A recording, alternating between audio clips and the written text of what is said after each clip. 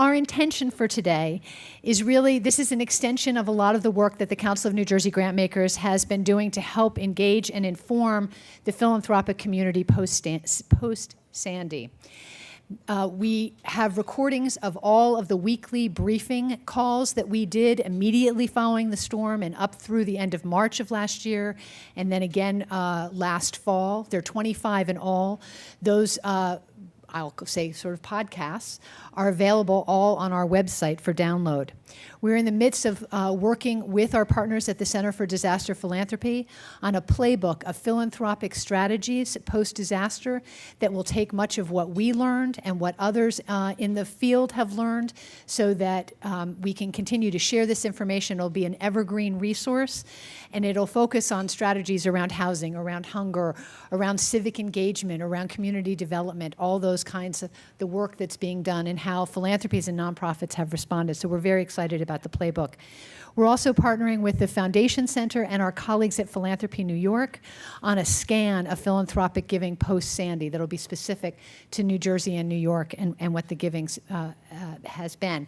If you haven't sent in, we put out a call to all of you. If you haven't sent in your the grants that you made post-Sandy, please let us know so that you can be included in this publication, which will get wide distribution. So we want to make sure that it represents what everybody has done. I say that particularly for our corporate members because many of you have done a lot, and I want to make sure you're represented there.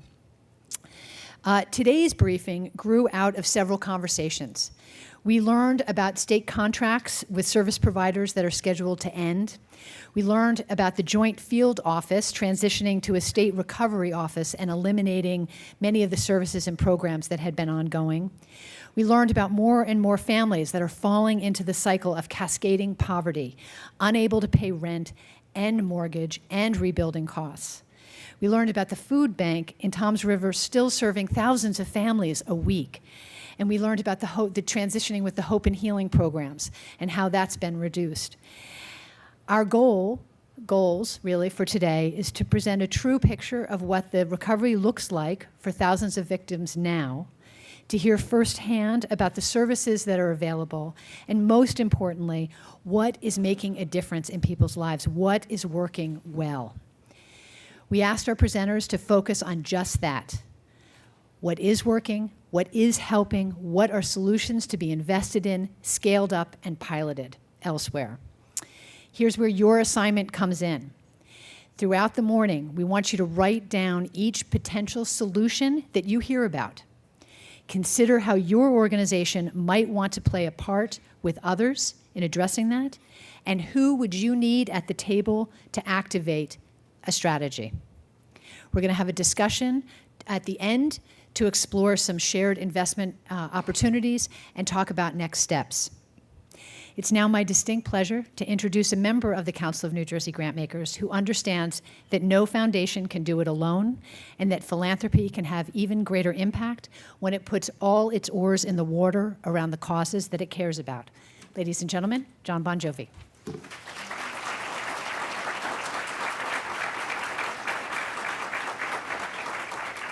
Thank you, Nina. On behalf of the JBJ Soul Foundation and our co-hosts, the Council of New Jersey Grantmakers and Ocean First Foundation, I'd like to welcome you all here to Red Bank. We appreciate your taking the time today. Superstorm Sandy was 18 months ago, forgotten by some, but not by those who are still in the recovery process.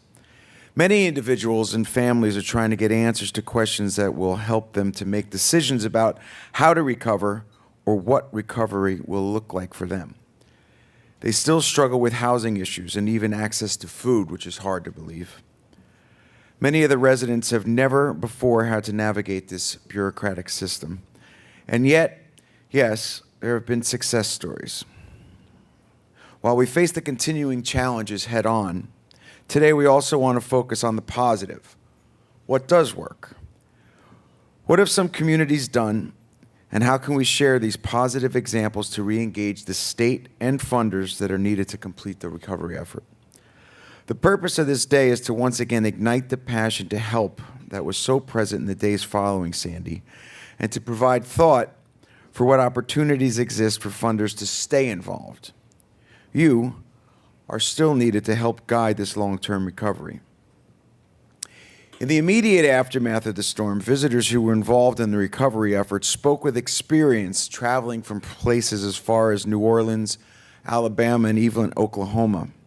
They warned us that the full recovery would not happen quickly, that it could take years. Every day, right here in Red Bank at the Soul Kitchen, we hear from people that need that support to get back on their feet, and we've heard it all. Housing needs, food access, and mental health issues. And we understand that many nonprofits are coming to the end of their funding streams that help to build capacity within their organizations. We have a phrase that I like to use called the power of we. Much of the remaining work will have to involve collaborative efforts. That power of we. No one organization can do this alone. So as we listen to the conversations today, let's acknowledge the problem, but let's focus on the solutions. Let's think about who we might invite to be a part of that power of we in our moving forward. Thank you for my time. I promise my mouth will work a little better as the day goes on. Mimi Box, ladies and gentlemen.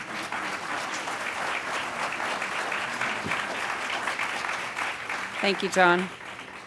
I'm Mimi Box with the John Bon Jovi Soul Foundation. And so, as funders in communities impacted by Sandy, we all in this room have many stories to tell. We at the Soul Foundation believe that the emotional toll of an event or life circumstance is best revealed by those that are living in that moment. Last year, in conjunction with the Foodbank of Monmouth and Ocean counties and the New Jersey Anti-Hunger Coalition, we held a Soul of Hunger event here in Red Bank. 14 photographers were given cameras and documented what hunger meant to or felt like to them in their daily lives.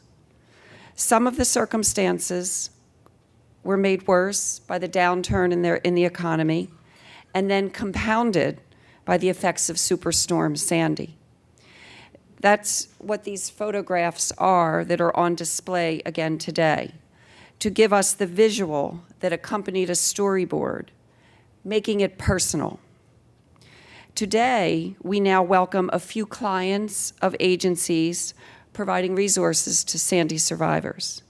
These brave residents will share with us their stories for the purpose of humanizing this conversation.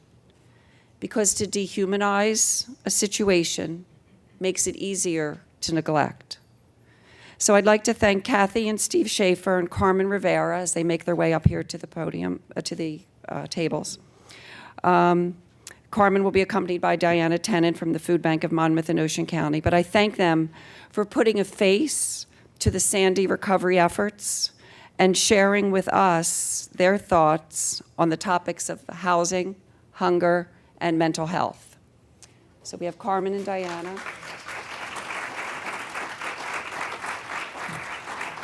Cathy, thank you.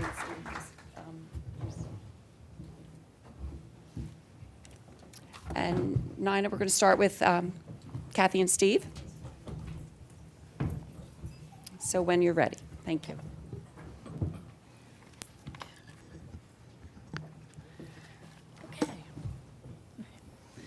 Hi, my name is Cathy Schaffer.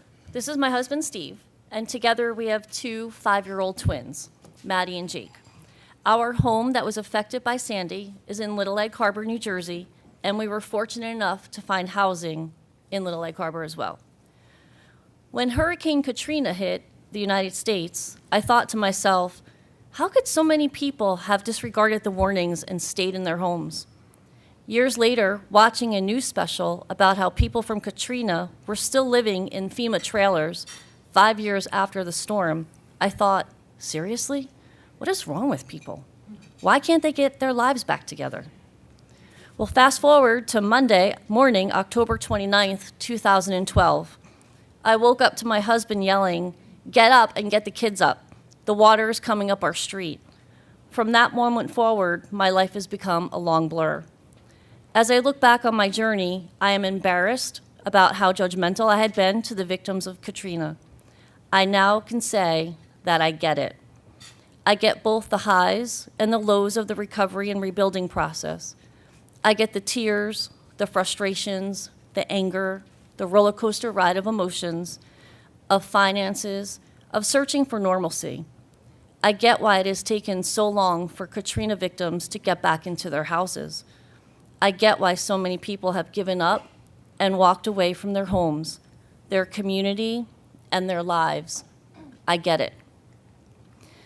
As a teacher, I am constantly asking my students what did they learn from a particular lesson. So here are some of the lessons my family and I have learned from Sandy. Lesson 1. The most important thing in all of this is that my family is safe and that we are together. After the storm, we moved 5 times in 4 months. We relied on the generosity of our friends to shelter us before we can find affordable, safe, and long-term living conditions. Lesson number 2. As much as it hurt our pride to admit it, we had to accept help. We had come to the realization that we could not rebuild without the assistance and generosity of others. Even though we had the maximum amount of coverage allowed under federal flood insurance, we only received about half of what we actually needed to rebuild. We were totally taken off guard by the permitting fees, the surveys needed, the engineering fees, the utility disconnect fees, and even more surprised to find out that all of that was coming out of our pockets. None of it had been calculated into our insurance payout. In order to pay for these unexpected and uncovered costs, we had to use our credit cards to start purchasing day-to-day necessities. These necessities included a gluten and dairy-free diet for our autistic daughter. Prior to the storm, she was receiving 6 days of various therapies. After the storm, we had to stop these therapies and quickly watch her regress. The guilt that we felt was unbearable. It resurfaces every time that it rains because she wants to know if she has to put her toys up higher so that she does not lose everything again. Some of her therapies have been reinstated, but due to financial constraints, we have been forced to choose which ones are the most important. Reaching out for help was a very tough decision. We had always done our best to be self-sufficient, and while we still had our jobs, my wife took another job with a direct sales company, and I picked up 2 part-time jobs. We were doing everything we thought was right, and yet we still could not rebuild. Our school districts, family, and friends were instrumental in helping us in the early days. There were other organizations that helped us with gift cards and donations, which we used to replace items for our children. When we finally heard about the RREM grants the next spring, we were excited since it was an enormous opportunity for us. We were discouraged when we found out that summer that we were put on the waiting list. Which brings me to lesson number 3, patience, patience, patience. We brought in 2 public adjusters to help us fight our insurance settlement. Both of these professionals advised us to walk away from our house, our home of 8 years. We would not be able to raise our home and put it back together with what we were given. Apparently, they agreed that while the settlement was fair in many ways, it nevertheless was obviously not enough to get us back into our home. Patience was required when we finally asked our mortgage company about the 3 months reprieve we had heard in the news. Well, they agreed that that was available, but informed us that at the end of the 3 months, all 3 months' payment would be required. Not only that, but the months would show up as late on our credit report. We asked the mortgage company to work with us on a temporary loan modification until we were able to move back into our house. We completed paperwork, submitted proof and documentation, and more proof and more documentation. And again, we're told that we weren't eligible. Well, because we didn't have enough bad debt and we were still current on our mortgage. A loan modification required being 5 months late and to have more unsecured debt. Patience was a necessity when we applied for the SHRAP grant. SHRAP is a federally funded program to help the people affected by Sandy pay rent, mortgage, and utilities. It was a full year after the storm when we went to the office to finally apply. It took several trips to get an appointment, hiring babysitters, taking time off from school. Since the SHRAP grant has been paying our mortgage and rent for the past 5 months, we have been able to pay extra toward our growing credit card debt. As helpful as this program has been for us, it has also been extremely stressful. You need to take a full day off from work just to have a few bills paid, and those aren't all being paid on time. In fact, right now, our electric company is threatening to turn off our power, ironically today, over an unpaid bill, which we had given to the SHRAP program 2 months ago. And lesson number 4, yes, angels do exist. Early November 2013, I received an email with a list of local agencies that were helping families. Several nights later, I lay in bed with the weight of the world on my shoulders and the fear of losing everything filling in my heart. Remembering the email, I just started calling the agencies that were on the list and left messages. A few days later, I received a phone call from Sarah from the Ocean County Long-Term Recovery Group. She was so sweet, so warm, and listened as I complained about what we had been going through over the past 12 to 13 months. She explained her program and how she may be able to help. I explained my predicament. My children were rescued from our house by firemen. My son was absolutely very excited. My daughter, however, was scared to pieces. Since that day, she has been so scared to go back to our house, and she is afraid of heights. She worries when it rains.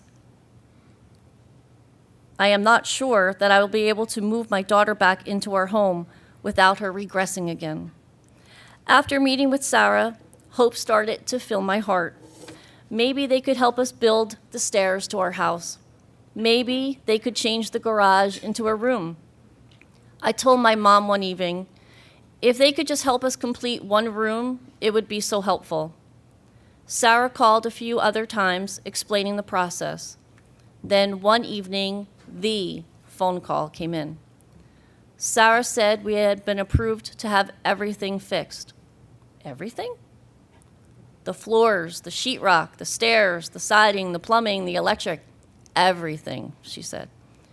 Our angels, our miracles, are Sarah and the Ocean County Long-Term Recovery Group, the American Red Cross, A Future with Hope, and Homes for All. Without the funding, their volunteers, we would not be able to rebuild our home. Even with all of its problems, without SHRAP, we would not be able to pay off some of our debt that we have incurred in the weeks and months after the storm. There are many of us, like us, who are still paying rent, still paying their mortgages, and still waiting for someone to help them rebuild their homes and their lives. Thank you for allowing us to share our journey.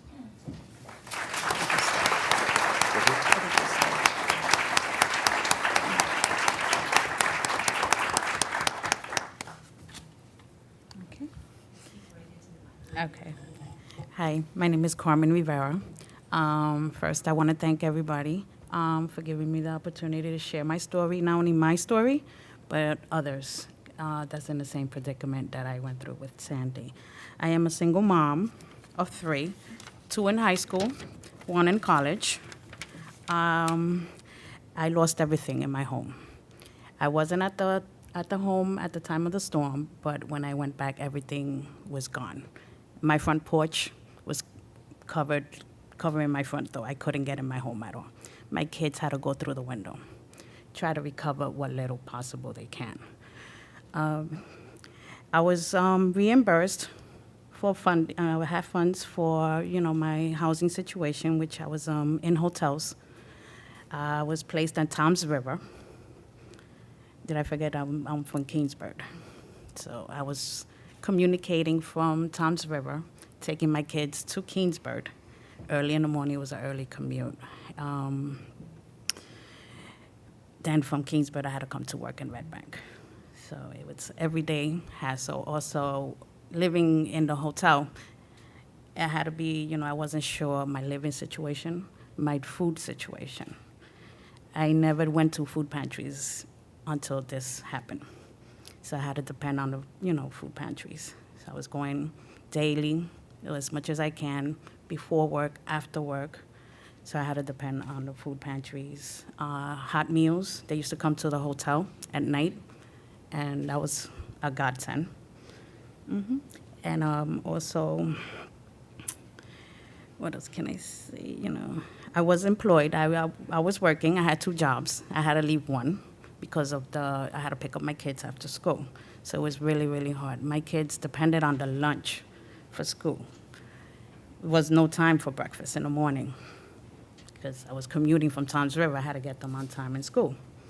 So it's whatever I could pick up on the way, and then they just whatever they ate at lunch in school. And then when I pick them up after school, get them something to eat, and then I was just very stressful every day. It was just wondering where I was going to live, where I was going to get food. And I depended a lot. I thank Diana. She helped me with the SNAP application, so I was helped with that. Also, Red Cross helped me get mattresses when I finally found my home 6 months ago, 6 months into the tragedy. But my big thing was the food. I was worried about food all the time. If I wasn't it was non-perishables. In a hotel, you cannot cook. It was only a little microwave, a little refrigerator. What else? You spend a lot of money eating out, a lot of junk food. You bring a lot of junk food. You go to the supermarket, you can't buy stuff to cook. And, that's what basically we survived on. I was temporarily out of work for a couple of months, October, and then I just started a new job now in January. What else am I missing? I think she's a bit nervous. Yeah. And it's very emotional to tell your story in front of so many people. And I give them a lot of credit, all these 3 persons, to have the courage to come here and tell something that was very difficult to talk about, to relive what happened to them. And I applaud them. And thank you for giving us this platform to tell their stories. And they, like so many, are still in the same situation.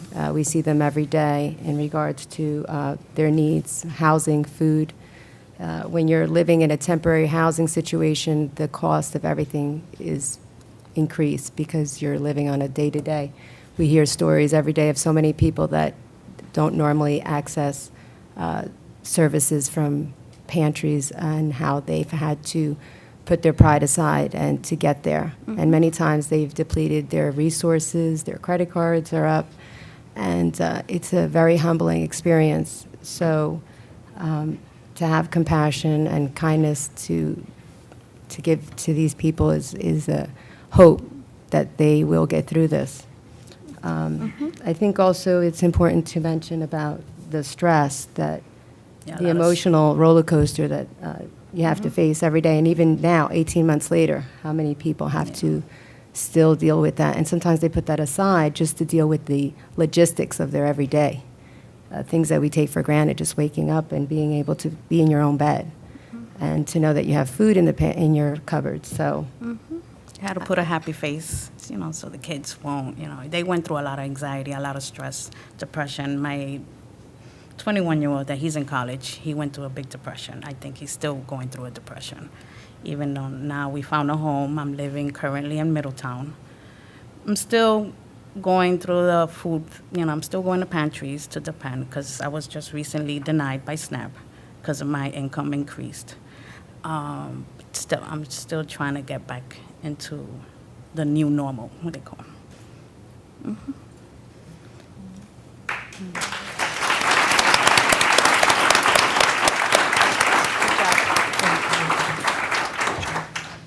We wanted to have a little time, if it's okay, if folks had some questions or specific things to talk about. One of the things that I think you mentioned that in your son's depression, and we've talked a little to the Schaffers about the sort of the delay in the emotional impact of this. And I know you've got friends and neighbors who have also been. Are there things that you've seen that they've been doing, or that or services that you've heard about, or that to access, ways in which to help you cope, or others are coping with the emotional fallout from this? Well, I think anytime you go through a traumatic experience, finding people who have been through the same experience is extremely helpful. And part of the problem with that is we tend to put a shell up around ourselves. And this is very uncomfortable for me personally, to be speaking about our experience to people I don't know, people that I've never met before, because it was so personal. I would say 95% of the conversations we have about Sandy are with the people in our neighborhood who underwent the same thing. Mm-hmm. Even at my school where I teach, I don't like speaking to my colleagues about what happened, because the ones that weren't affected, they don't get it. They don't understand it. They've moved on. They've moved on, and it comes off as whining or complaining. And once you start to feel that attitude, well, it just makes you feel even worse. And to be honest, I don't think the full emotional toll is going to hit until whenever, God willing, it happens, we had our resolution and we're back in our house and everything is put back together. I'm actually a bit scared for when that happens, because that's going to be a very difficult moment. And having 5.5-year-old twins, we're very busy. And when you're busy, you just don't have time to do that type of thinking and reflection. And I know when we go to church and Pastor Mick will pull us aside and ask how we're doing, and I just say fine, because if I start telling him how I'm doing, it's going to be a mess. So that's kind of... Carmen, you mentioned about how helpful the hot meals were that they would Yes. bring to the hotels. Yes, it was. And I'm sure Carlos will talk a little bit about that, because I don't think that's happening. I'm not sure, but there's up and down, right, that way. You had also mentioned that it's through the SHRAP program and through the Foodbank, that process of their sort of helping you get into the SNAP program and Yes. getting the food, that kind of one-stop approach to being able to sign up for. It was very helpful, like with the stat, when that came along, the SHRAP program came along, that all came, it was helpful. And like I said, the meals at nighttime, because spending almost $60, $70 a day and not including breakfast. That way. Teenagers. Teenagers, right. I got one going to junior prom, another one graduating, and the other one, he's leaving the state, going to another college, so it's a lot going on. I just want to mention that when we see anyone that comes to us, we always tap into other resources, including the mattresses that you receive from the American Red Cross. We had those resources available to us and the connections to make sure that happens. So we arrange for the delivery of the mattresses and that sort of thing for the clients, so that they didn't have to go to another location to go get another resource. It was just like a one-stop. We had access to different organizations that were giving different, washers, dryers, whatever that they might need. So clothing, food. So we would be able to contact the people directly at those organizations and give them the information of the client and let them know that they were coming, or to make the arrangements for whatever the items that they may have needed. Great. Questions? I'm going to ask you, if we could, to speak into the microphone. And it's not so much about amplification as it is about for filming for the audio. I think this question is probably particularly for the Schaffers, but Carmen, you may be able to help too. Okay.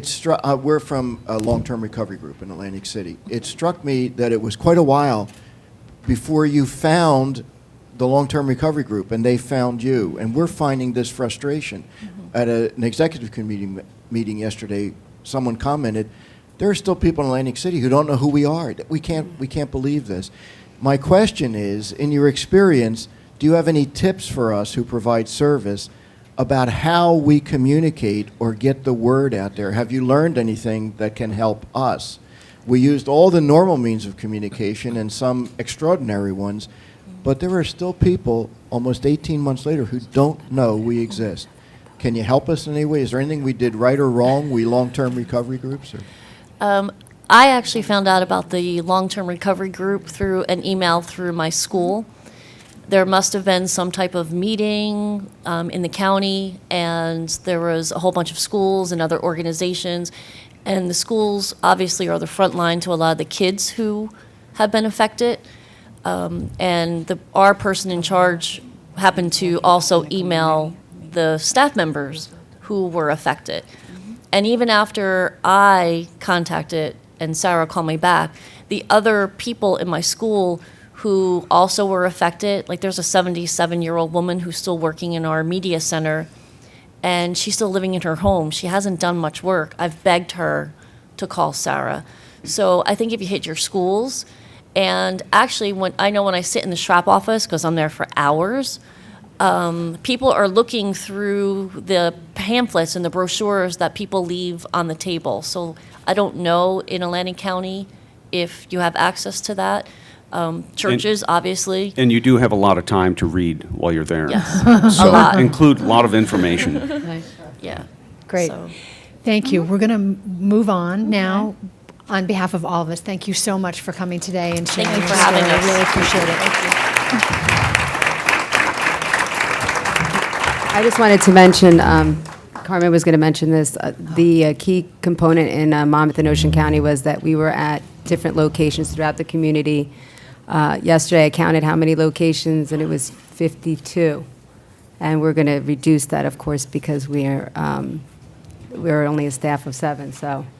But it was, that was a huge part of being able to contact and identify the people that needed help, was to be out there in the locations where people were accessing other services like food pantries and that sort of thing. Great. Thank you. Thank you. Thank you.